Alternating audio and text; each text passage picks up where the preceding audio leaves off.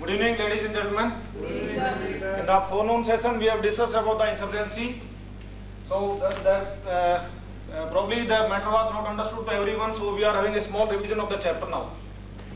So please look at the pictures, and you can come to know that how horrified these films are, and this is the problem which the entire world is facing, and especially our country, half of the major part of the country is facing the problem of insurgency.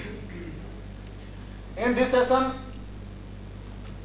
we are going to discuss about the problem of insurgency in our India, and we must find our ways how to eliminate this problem.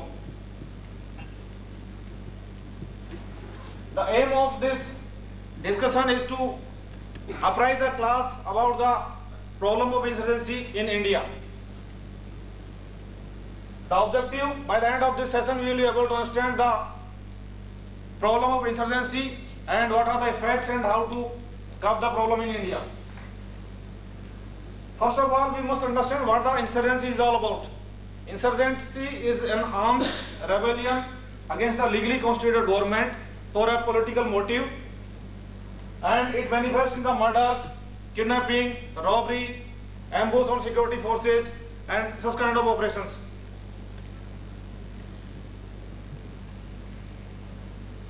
The insurgency is such a problem which is basically the roots are connected with the underdevelopment, poverty, foreign support, and aspirations of the people who are politically motivated and they want to gain some advantage through these movements.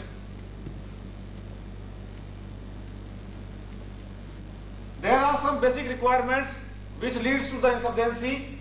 For that, they must have some ideal. Some political aspirant people, they prepare some ideal and put it before the people, and they start fighting against the government. They are the areas where they are having a popular public support that leads a leadership and organization, and beyond everything there is a favorable terrain and favorable support where the insurgency can build.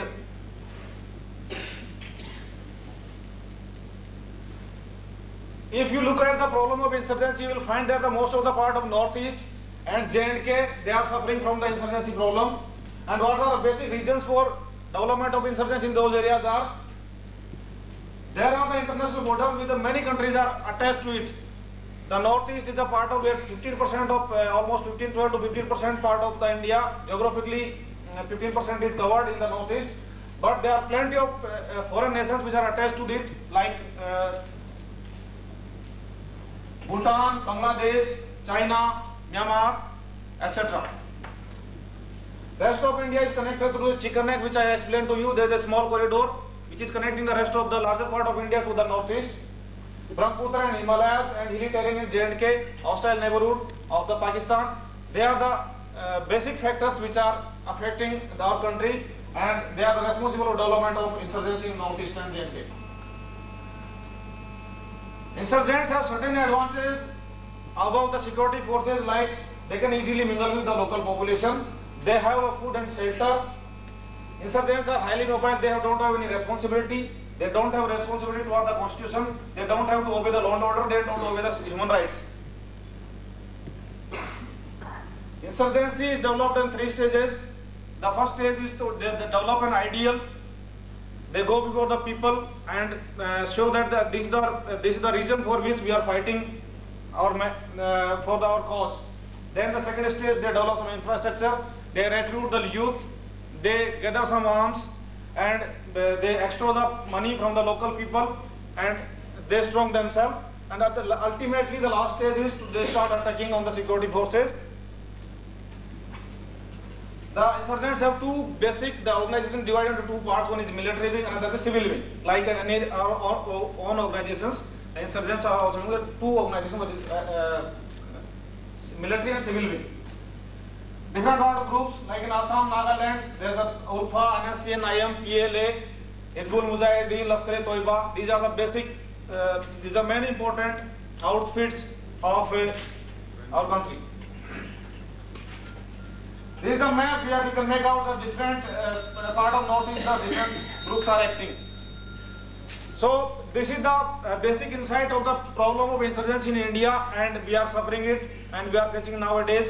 So the basic need of this hour is to understand this problem and make out some ways and means to eliminate this problem. For this purpose, we need to address the problem, and we need a political interference, political willpower and good governance, whereby we should create some employment in those areas. We must arrange a good education for the children. We must arrange a good infrastructure, and above all, we got to bring a good platform for ethnic unity, communal harmony, so that the people living in these areas, they come on the mainstream, they join shoulders with us, and we develop some harmony, and